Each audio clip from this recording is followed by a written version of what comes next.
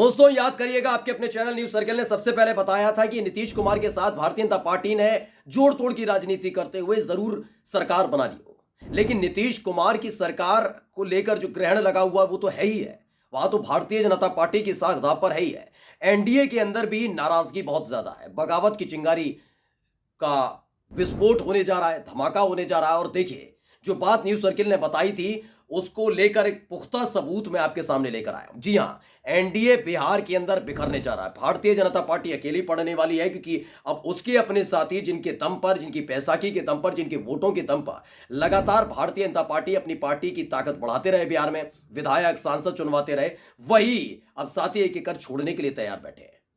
अमित शाह और जेपी नड्डा से लगातार मुलाकात के बाद एक बड़ी बगावत का ऐलान एनडीए के एक बड़े साथी ने किया है। नमस्कार, मैं हूं प्राज्वल गौतम और आप देख रहे हैं न्यूज सर्किल।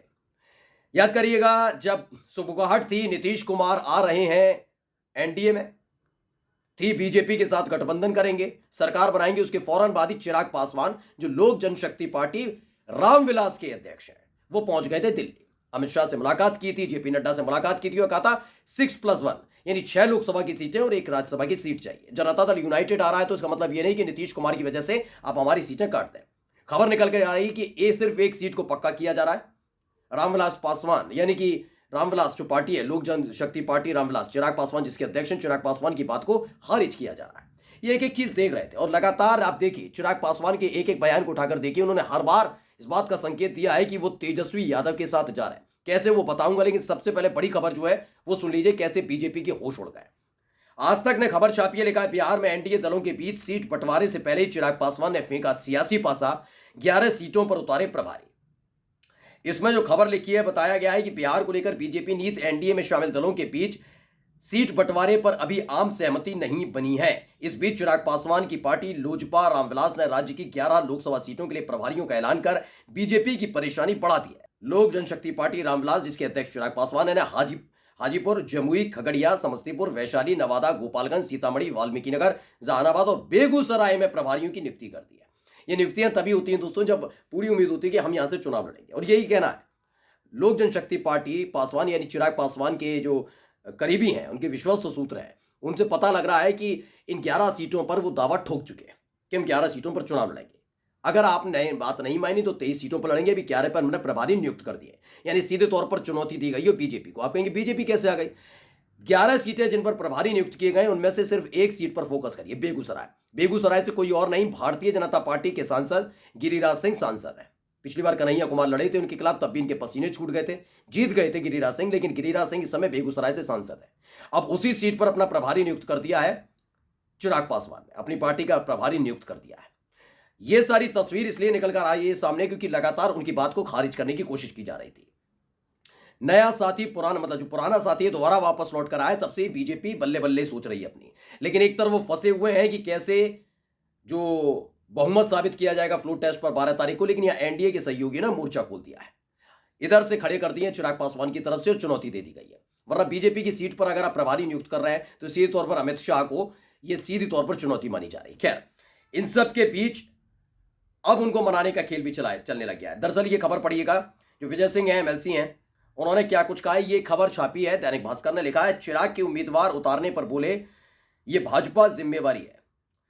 लिखा है कार्यक्रम में जब उनसे सवाल किया गया आगामी लोकसभा चुनाव में चिराग पासवान जनता दल यूनाइटेड के खिलाफ उम्मीदवार उतारेंगे, इसके जवाब में उन्होंने कहा कि भाजपा की जिम्मेवारी है। मुझे लगता है कि उनके स्तर के ये सारे मामले निपटा लिए जाएंगे। आपसे कुछ गलतफहमियां रही होंगी तो उसे ऊपर के नेतृत्व की ओर से निपटा लिया जाएगा। यानी ये बीजेपी के नेता जो सुगबुगाहट तेज हो रही है वो बता रहे हैं, क्योंकि जनता दल यूनाइटेड के विधायक जो है विजय सिंह, उन्होंने साफ तौर पर कहा कि भाई खेला तो होने जा रहा है। इन्होंने भी मान लिया है खेल होने वाला है, क्योंकि वो बीजेपी की जिम्मेदारी छोड़ रहे हैं। जनता दल यूनाइटेड के जो मौजूदा सांसद हैं उनकी मौजूदगी में प्रभारियां नियुक्त कर देना, प्रभारी नियुक्त करके उम्मीदवार खड़े करना, क्योंकि इससे पहले आप याद करिएगा जैसे ही सुबुगाहट हुई थी कि नीतीश कुमार और बीजेपी साथ आई है, तब से ही एक के बाद एक बयान देखिएगा। पहला बयान क्या था? पहला बयान ये था कि आ रहे नहीं आ रहे मुझे नहीं पता, आ रहे हैं तो ये देखकर आए, फिर से पलट ना जाए, पहला बयान। दूसरा बयान चिराग पासवान का ये था, जब उन्होंने शपथ ले ली थी नीतीश कुमार ने नई सरकार में बीजेपी के साथ, तो कहा मेरा उनके साथ नीतिगत विरोध था, नीतिगत विरोध है और नीतिगत विरोध रहेगा।